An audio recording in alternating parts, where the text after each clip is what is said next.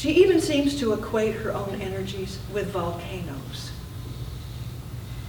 As in another poem where she says, she describes a still volcano life, a quiet earthquake style that is too subtle to be detected, although its lips never lie, causing cities to ooze away. That is a powerful image. Yeah, yeah. On my volcano grows the grass, she tells us in another poem. And another one she writes about Vesuvius at home. I'm a volcano, she's saying. And of course, that's pretty scary. Often associating her energies with powerful natural phenomena could suggest not only confidence, but also a fear of her own power. A similar ambivalence might be attributed to her praise and even identification with creatures offensive to virtuous housekeepers. The spider as an artist, she says, has never been employed, though his surpassing merit is freely certified.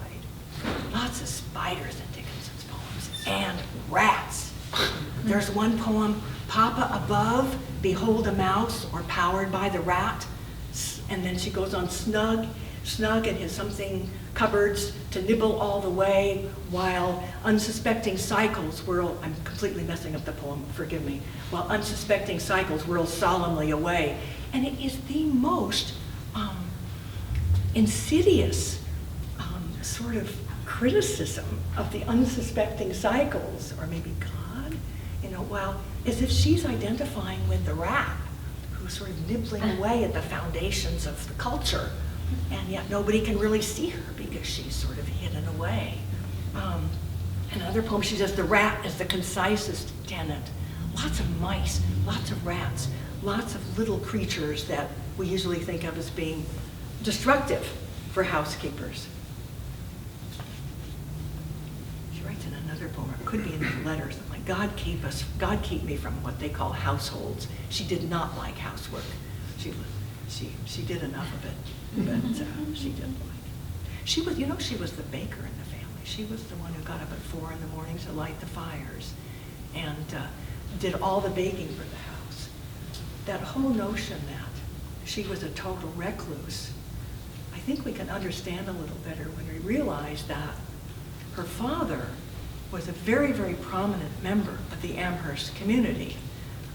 Not only was he a member of Congress at one point, but he was, as an official of Amherst College, their house was the scene for many, many parties and lots of social dues. And this was an era where people would come to visit and stay for 6 weeks. So they were bombarded by relatives coming. In fact, there's one story in a letter, or somebody writes about Dickinson greeting somebody at the door, asking for someone, and Dickinson said, I pointed her to the cemetery. I thought that would just save time. She was not, at home she was not left alone. And then the mother of the family, Vinnie's and Austin's and Emily's mom, was very ill after a certain point. And so there was an enormous amount of caretaking for the mother that was involved, as well as all the housework. And even though they did have a housekeeper, of whom they were very, very fond, even though they did have help, still, Emily made all the bread, all the puddings, all the cakes, if there was the party, if there was she did all of that. She would get up at 4 in the morning, literally make the fires to keep the house warm. So I think what we see, or what I see in this poet, is somebody who, a little bit like Jo March in Alcott's Little Women, was a rebel. She was an underground activist working against the constricting norms of 19th century New England society. And we forget that as recently as the 1960s, the ruling literati believed that, as one critic put it in the 60s, he was writing about Dickinson and said, to be a woman and a poet is a contradiction in terms. That's not that long ago for some of us especially. One of her most subversive poems is the one from which I drew the title of my book on Dickinson. In this poem, she shows the power resulting from reading another bold, empowered woman poet. Although in this case, it was one beloved and publicly acclaimed, Elizabeth Barrett Browning, married to Robert Browning. In the poem I'm about to read, she describes a transformation of nature itself, capital N nature. A transformation being a result of simply reading the words of, as she puts it, that foreign lady. Here's the poem. I think I was enchanted when first, a somber girl, I read that foreign lady. The dark felt beautiful. And whether it was noon at night or only heaven at noon, for very lunacy of light, I had not power to tell. The bees became as butterflies, the butterflies as swans, approached and spurned the narrow grass, and just the meanest tunes that nature murmured to herself to keep herself in cheer, I took for giants practicing Titanic opera. The days to mighty meters stepped, the homeliest adorned as if unto a jubilee 'twere suddenly confirmed. I could not have defined the change. Conversion of the mind, like sanctifying in the soul, is witnessed, not explained. 'Twas a divine insanity, the danger to be sane, should I experience. 'Tis antidote to turn to tomes of solid witchcraft.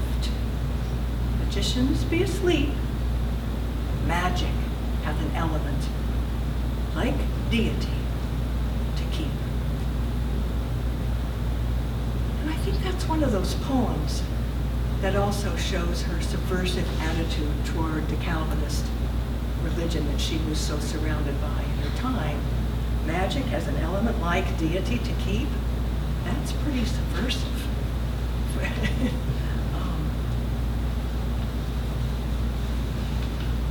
In fact, I think so many of us feel that this is a poet who actually was so subversive, so revolutionary, that editors and critics had to tame her, had to distort her words by pinning her meanings down. The delicious and sometimes bewildering ambiguities caused by her dashes and her often inconclusive endings seem postmodern. And yet I find some readers still want to try to fit her poems into tidy boxes, to conventionalize her. The myth of Amherst, the spinster pining for love, the half-cracked poetess pining for death. All these stereotypes had reduced her canon of 1,775 plus poems and hundreds of letters, had reduced them to a formula. Because she was really too scary for a long time to seriously and carefully read. Ed Hirsch, the terrific poet, Ed Hirsch has a wonderful poem about her work in which he describes how she goes about unnaming everything, opening the universe back out to its complexity, to a sense of awe.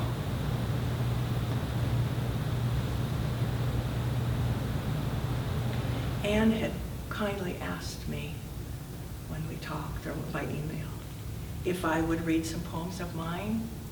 And I have only one poem that I think would be fitting to read in terms of our talk on Emily Dickinson. And I will read that, and it's one of the poems coming out in the book called When Blackbird at a time is coming up for so November. And then after that, maybe you have questions that I might be able to answer. And if I can't, maybe somebody else can.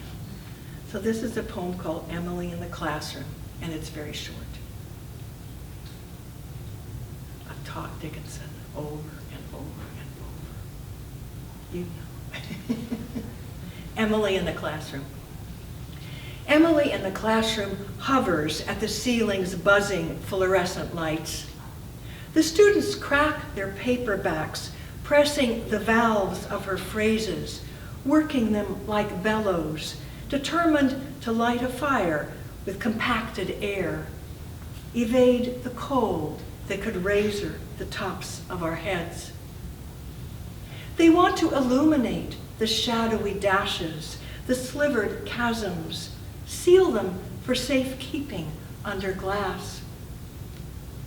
She hovers at the ceiling like an unfamiliar freckled moth, like Jehovah, Yahweh, a name we cannot speak aloud. She is hovering like a breath taken, further and further until released, a slip of thread lifted by the wind. If only they could spread their feathers, gain an arc, know how neighborly the invisible. Thanks.